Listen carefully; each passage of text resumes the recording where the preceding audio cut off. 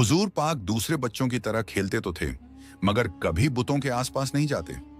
जब दूसरे बच्चे बुतों के आगे जाकर खेलते, कभी उनकी पूजा की नकल करते, तो आप खामोशी से किनारे हट जाते। एक रोज बीबी अमीना ने देखा कि कुछ बच्चे काबा के पास खेल रहे थे और छोटे छोटे हाथों से बूतों को छू रहे थे, मगर हजरत मोहम्मद दूर खड़े आसमान की तरफ देख रहे थे। बीबी अमीना ताज्जुब से पूछती हैं, बेटा मोहम्मद, आप उनके साथ क्यों नहीं खेल रहे?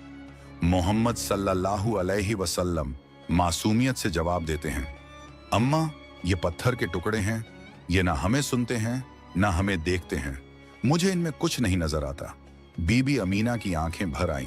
उन्होंने बेटे को सीने से लगाया। उनके दिल में और गहराई से यकीन बैठ गया कि ये बच्चा अल्लाह की तरफ से है।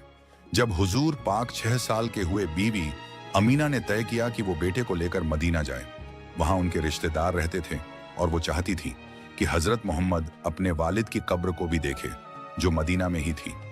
सफर आसान न था, रेगिस्तान की गर्म हवा, ऊंटों का सफर और थकान, मगर हजरत मोहम्मद सल्लल्लाहु अलैहि वसल्लम की आंखों में अजीब सा सब्र और हिम्मत थी।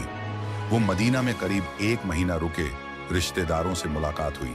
कब्र ए अब्दुल्लाह पर गए। बीबी अमीना हजरत मोहम्मद से कहती हैं, बेटा, ये आपके वालिद की कब्र है। आपके वालिद आपसे बहुत मोहब्बत करते हैं। मोहम्मद सल्लल्लाहु अलैहि वसल्लम खामोशी से कब्र के पास खड़े रहे। मासूम आंखों से अश्क गिरे, लेकिन लफ्ज जुबान पर ना आए। मदीना से वापसी पर काफिला अब्बा नामी जगह पर पहुंचा। वहां अचानक बीबी आमीना बीमार हो गई। बीमारी इतनी तेज हुई कि चलने फिरने की ताकत भी नहीं रही। उन्होंने अपने बेटे को सीने से लगाया और कांपती आवाज में कहा, बेटा मोहम्मद, शायद अब मैं आपको छोड़ जाऊं, मगर बेटा, आप कभी अकेले नहीं होंगे। अल्लाह आपके साथ है। आपको वो काम मिलेगा जो दुनिया में किसी और को नहीं मिला।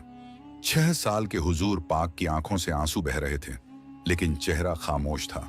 कुछ ही देर बाद बीबी अमीना की रूह जन्नत की तरफ परवाज कर गई। मोहम्मद सल्लल्लाहु अलैहि वसल्लम की आंखों से आंसू थम नहीं रहे थे। काफिले ने मोहम्मद सल्लल्लाहु अलैहि वसल्लम को वापस मक्का लाकर आपके दादा हजरत अब्दुल मुत्तलिब के हवाले कर दिया। जब हजरत अब्दुल मुत्तलिब ने सुना कि बहू आमीना भी दुनिया से चली गई, तो उनकी आंखों से भी आंसू छलक पड़े। उन्होंने छोटे मोहम्मद को अपनी गोद में लिया और कहा, बेटा, ये उस रब का इम्तिहान है, इससे कभी घबराना नहीं। आपके दादा जिंदा हैं और मुझे यकीन है आपका रब हर वक्त आपका सहारा है। इसके बाद हजरत अब्दुल मुत्तलिब ने मोहम्मद सल्लल्लाहु अलैहि वसल्लम को अपनी जान से ज्यादा चाहना शुरू कर दिया। बने रहे।